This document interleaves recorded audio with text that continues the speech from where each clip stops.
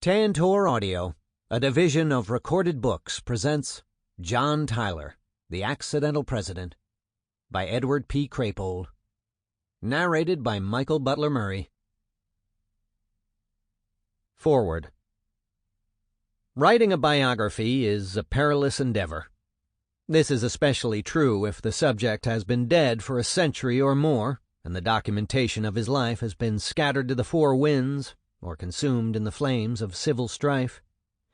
Even when extensive evidence about the person under scrutiny is available, that individual remains elusive, and to a certain degree unknowable. There is no such thing as a definitive biography, and my biography of John Tyler is no exception to that rule. Since the publication of the cloth edition in 2006, I have uncovered additional materials and documentation that shed new light on the 10th President and his career after leaving the White House. This important historical information helps clarify John Tyler's secessionist beliefs, and the Tyler family's allegiance to the Confederacy, resolves to some degree the legacy of his treason to the United States, and places him alongside his mentor, Thomas Jefferson, as an early proponent and defender of the American principle of religious freedom. I welcome the opportunity to present some of this information in this foreword to the paperback edition. I shall begin with the events and circumstances surrounding John Tyler's death 150 years ago. Two ex-presidents of the United States died in 1862 during the second year of the Civil War. One, Martin Van Buren of New York, the 8th president, died in late July and was honored by the Lincoln administration with a presidential announcement that the event of his death will occasion mourning in the nation for the loss of a citizen and a public servant whose memory will be gratefully cherished. The administration also ordered the national flag displayed at half-staff. In contrast, the death 6 months earlier of John Tyler of Virginia, the nation's 10th president, went unnoticed and was met with total silence by the United States government. Tyler's death was not acknowledged, nor was Tyler memorialized in a presidential proclamation, because he had betrayed the nation he once led by supporting and serving the Confederate States of America. He is the sole former U.S. chief executive who at the time of his death was a citizen of another country, and not just any country, but an enemy nation at war with the American Republic. The patriotic fury directed against traitors such as John Tyler remained red-hot throughout the Union during the Civil War. One case in point was the deliberate desecration of John Tyler's death mask by vengeful Union soldiers. Creating a plaster mask of the deceased was a common funeral ritual for esteemed public figures in the 19th century. In accordance with that practice, a day or so after his death on January 18, 1862, a memorial mask was molded of ex-President Tyler. 2 years later, when federal troops sacked Sherwood Forest, Tyler's plantation on the north bank of the James River, they shattered the death mask, probably by hurling it to the floor. Sometime later, fragments of the mask were retrieved by members of the Tyler household.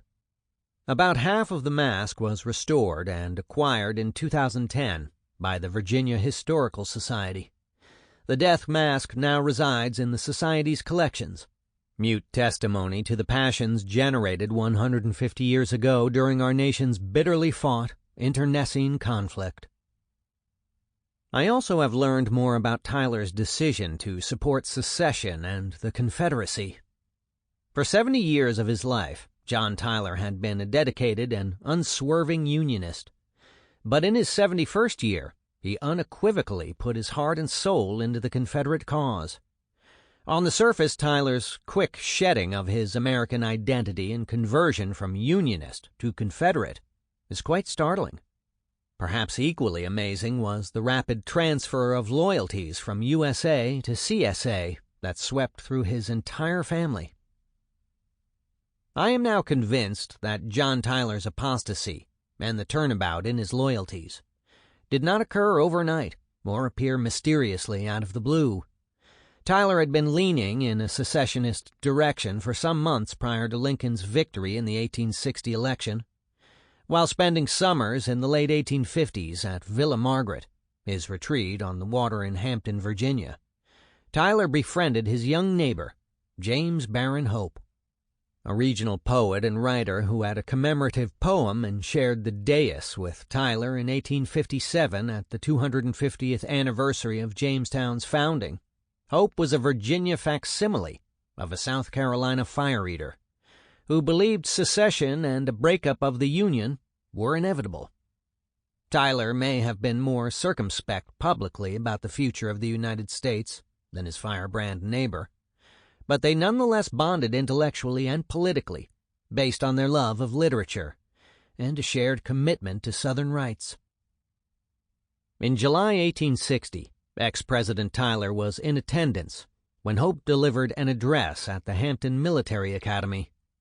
Hope acknowledged Tyler's presence and thanked him for his public service, specifically for his vote against the Missouri Compromise's restrictions on the expansion of slavery and his role in securing the annexation of Texas.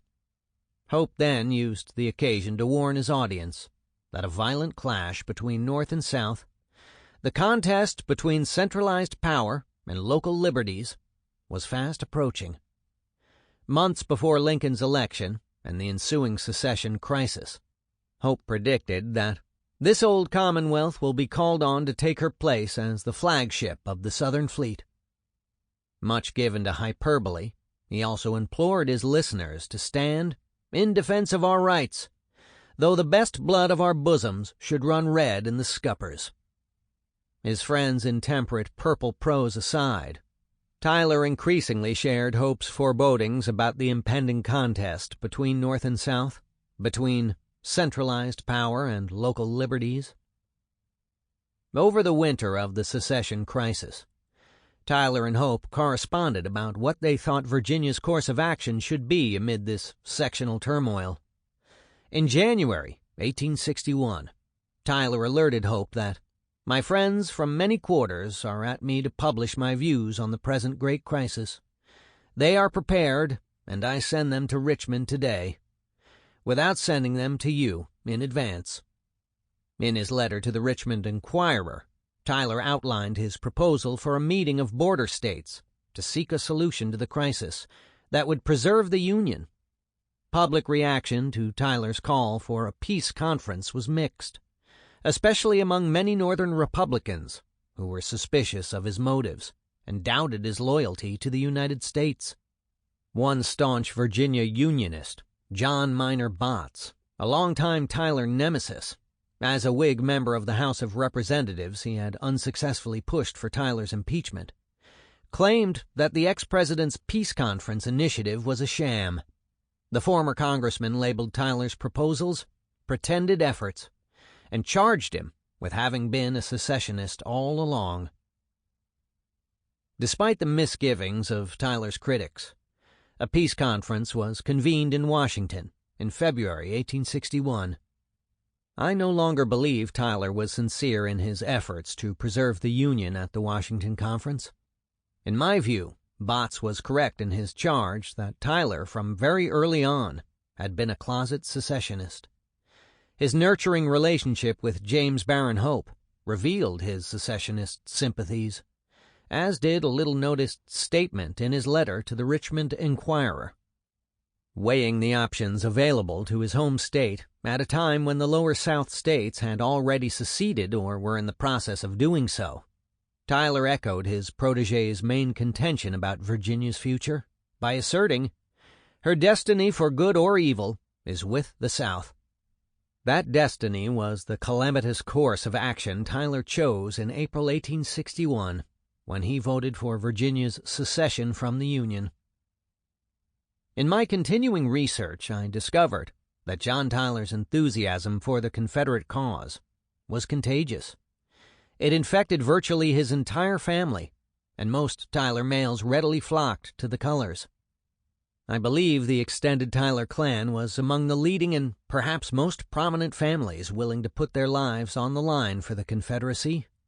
His wife Julia, a native New Yorker, derided by Unionists in her home state as her secession ladyship, was rabid for the cause, as were most of John Tyler's sons and daughters, their spouses, and several grandchildren. There are numerous examples of the depth of the Tyler family's loyalty to the Confederacy.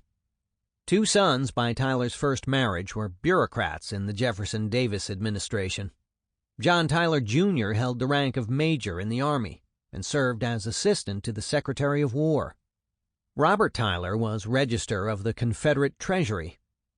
A third son by that marriage, Tazewell Tyler, was a surgeon in the Confederate Army. Two younger sons by Tyler's second marriage, David Gardner Tyler and John Alexander Tyler, were teenage Confederate soldiers who saw combat in the late stages of the war. Both were captured at Appomattox with General Robert E. Lee's Army of Northern Virginia. In a recent visit to the Appomattox Courthouse National Historical Park, I found their names in the parole book, which signified that they were released and granted permission to go home and there remain undisturbed.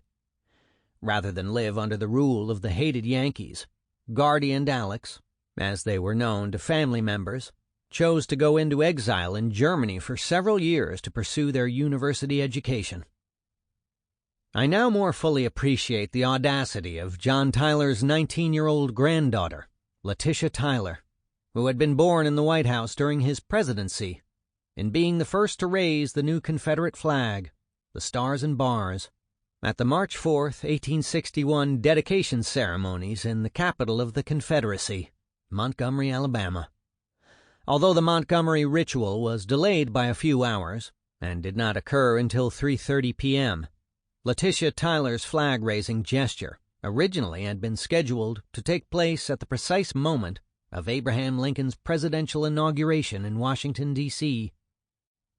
Another Tyler grandchild, Robert Tyler Jones of Charles City County, Virginia, served in the 53rd Virginia Infantry. He fought at Gettysburg and during Pickett's charge carried the colors for his company after two earlier color-bearers had fallen. Jones was wounded twice near the stone wall during the deepest penetration of the Union lines on July 3, 1863, what many have considered the symbolic high-water mark of the Confederacy.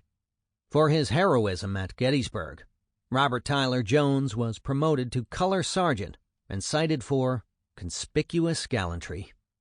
He too was captured at Appomattox when Lee surrendered. Jones also is listed in the parole book and was released to return to his home in Charles City County. Among Tyler's kin, perhaps the most die-hard rebel was his son-in-law, James A. Semple.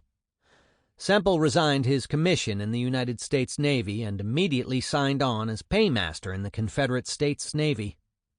At the end of the war, he was in Jefferson Davis's entourage that fled Richmond, purportedly with what gold remained in the Confederate treasury. After Davis's capture by Federal troops, Semple went underground, hiding for a time in the Okefenokee Swamp along the Georgia-Florida border, intending to resurface and use the gold to continue the struggle. Fond of cloak-and-dagger intrigues, Semple worked between New York and Montreal, Canada, where, so the story goes, he funneled Confederate gold to the Fenians and other Irish nationalists who sought to recruit any army to liberate their homeland from British rule.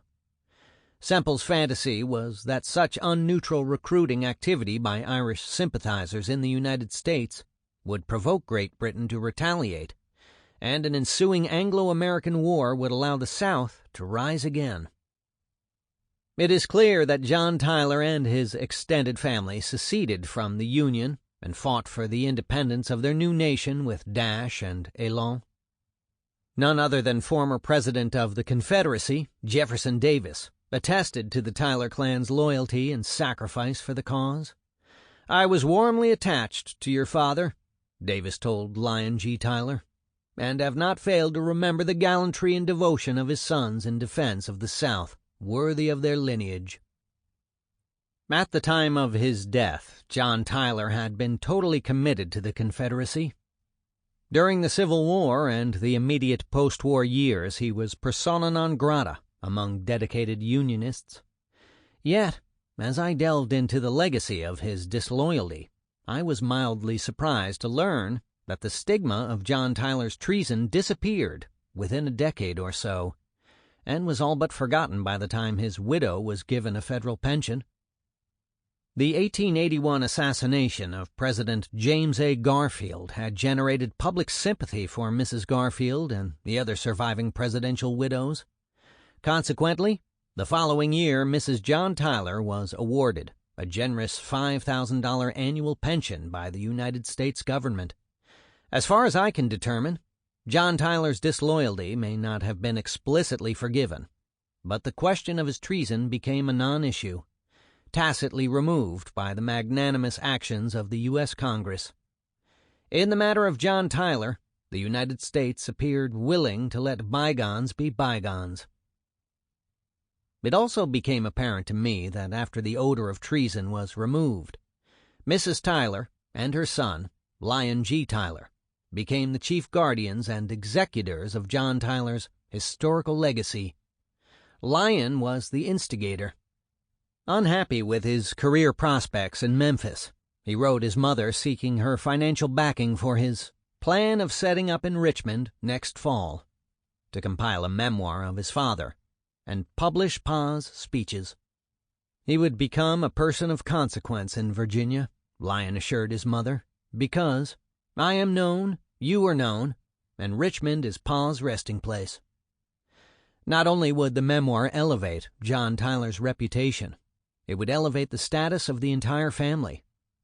The publication of such a work in my name, Lyon continued, would have a good effect and would increase our importance. He summed up his appeal to his mother with this guilt-tripping clincher. We would then feel we had done our duty. Julia G. Tyler did her duty to her husband's memory. She brought Lyon and his young wife to Richmond, where he would complete and publish a multi-volume memoir of John Tyler entitled The Letters and Times of the Tylers.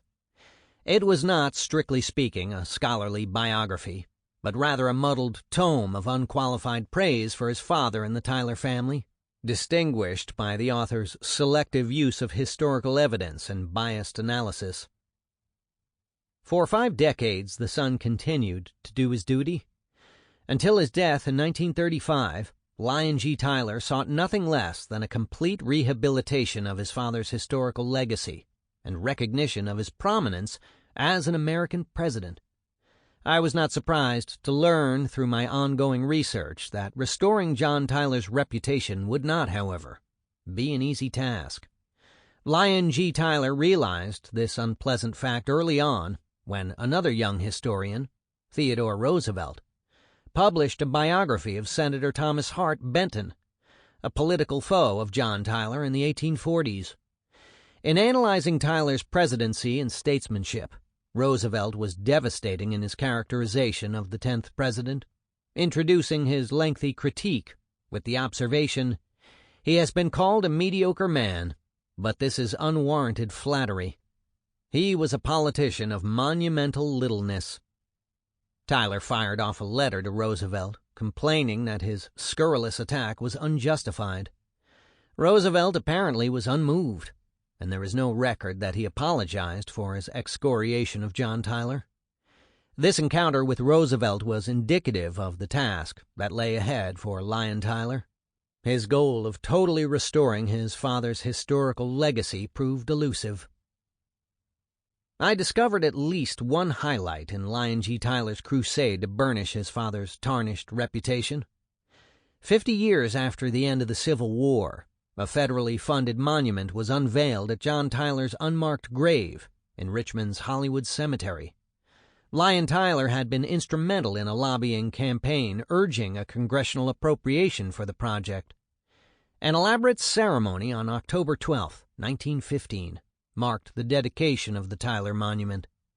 Some 2,000 people, including a number of prominent national dignitaries, attended the day's events, which began with a parade from Richmond's Capitol Square to the gravesite. Mrs. Pearl Tyler Ellis, Lyon's sister and President Tyler's only surviving daughter, had the honor of unveiling the monument. Other Tyler family members were in attendance, and great honor was paid to them. The significance of the dedication ceremony was not lost on the Richmond press. City newspapers in the former capital of the Confederacy emphasized the themes for the day: exoneration of John Tyler, remembrance of his service to the nation and Virginia, and of equal importance, the reconciliation and reuniting of the North and South on the 50th anniversary of Union victory and Confederate defeat. Headlines proclaimed that many pay tribute to Tyler's memory, and hailed the event as the first national recognition of one who left the Union to join Confederacy. No doubt Lyon G. Tyler took great satisfaction in this overdue public recognition of his pa. He also must have been overjoyed that in the eyes of the federal government the issue of John Tyler's treason was put to rest, never to be broached again. One other new bit of information, unknown to me at the time this book was first published, casts the 10th president in a new light by revealing John Tyler's unequivocal endorsement of the principle of religious freedom and the separation of church and state. In 1843, Joseph Simpson, a prominent member of the Jewish community in Baltimore, wrote to President Tyler, expressing his concern that the commanding general of the U.S. Army, Winfield Scott, would soon preside at an upcoming Christian missionary conference. In a letter dated July 10, 1843, Tyler addressed Simpson's concerns. After assuring him that General Scott was acting as a private citizen and not as a representative of the U.S. government, Tyler said, "The United States have adventured upon a great and noble experiment, which is believed to have been hazarded in the absence of all previous precedent, that of total separation of church and state. No religious establishment by law exists among us. The conscience is left free from all restraint, and each is permitted to worship his Maker after his own judgment." Tyler's definition of religious freedom was inclusive and meant tolerance not only for the various sects of Christianity, but acceptance as well of all the world's religions, including Judaism, Islam, and Hinduism. As he explained to Simpson, "The Hebrew persecuted and downtrodden in other regions takes up his abode among us with none to make him afraid.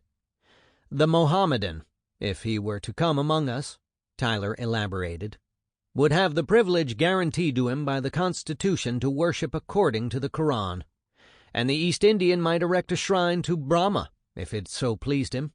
Such is the spirit of toleration inculcated by our political institutions."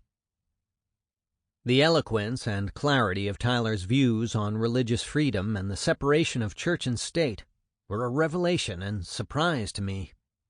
In the response to Simpson, President Tyler adhered to the principles enunciated in the Virginia Statute for Religious Freedom, written by his mentor Thomas Jefferson and enacted into law by the Virginia General Assembly in 1786.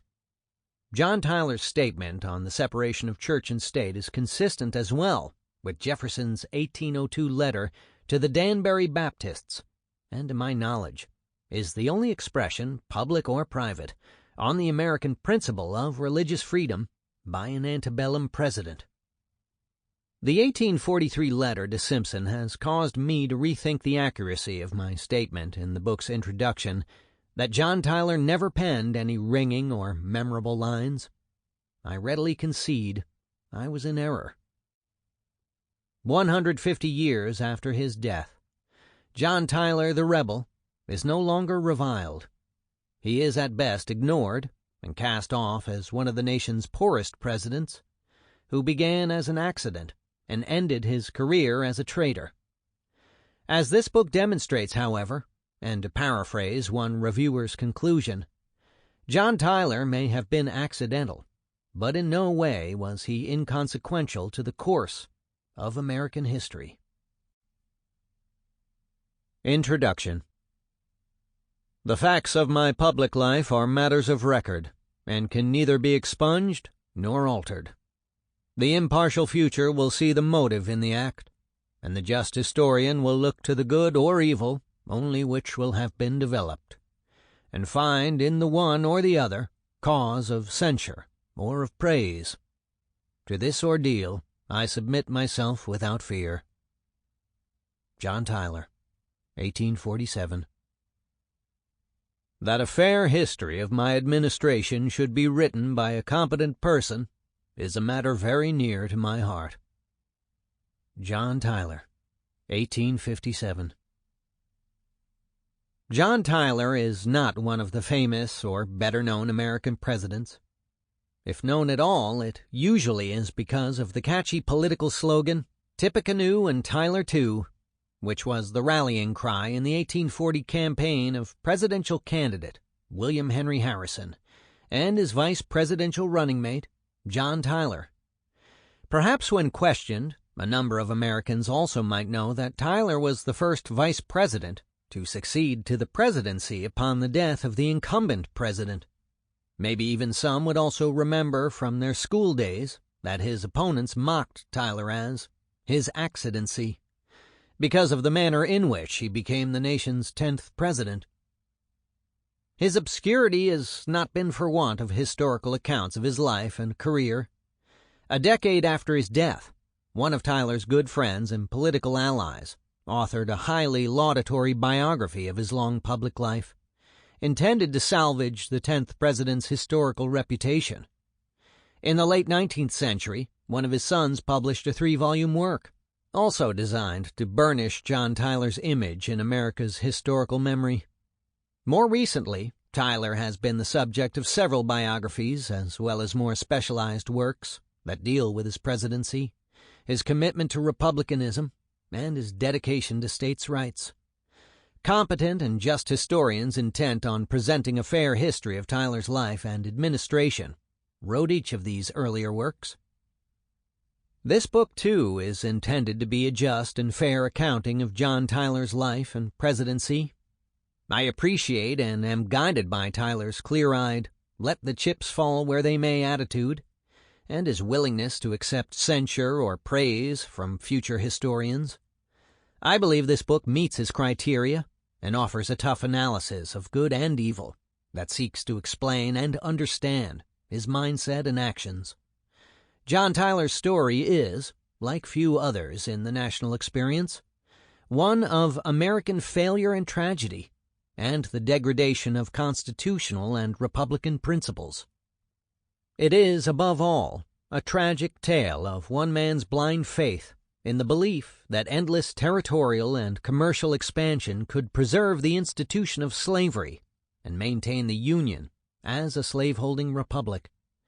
As such, it is an exploration of what one of Tyler's contemporaries called the disease of empire, deep down in the human heart.